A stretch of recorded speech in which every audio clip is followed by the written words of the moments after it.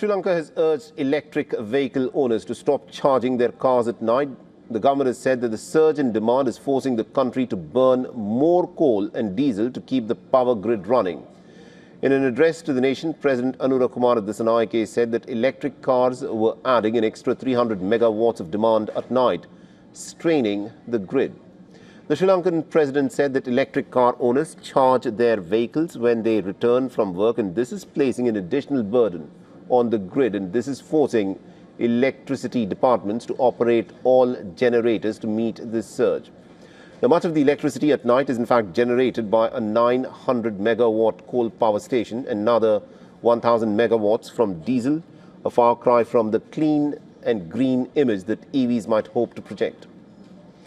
Dissanayake said that Sri Lanka is in fact still waiting for some large-scale battery storage and currently has no way of bottling its abundant daytime solar power.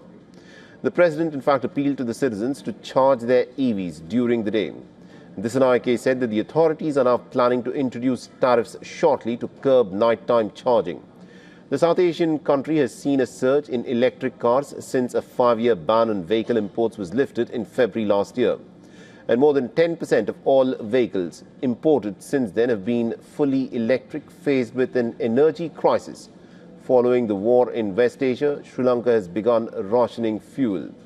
It has also imposed a 4-day working week in a bid to conserve fuel. Dissanayake said that the country is unable to secure 2 shipments of 90,000 tons of crude oil due to the war in West Asia.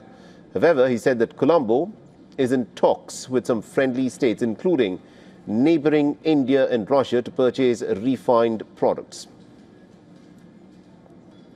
And our correspondent, Dasuni Thada, has been tracking the story very closely for us and has sent us this report. Listen in.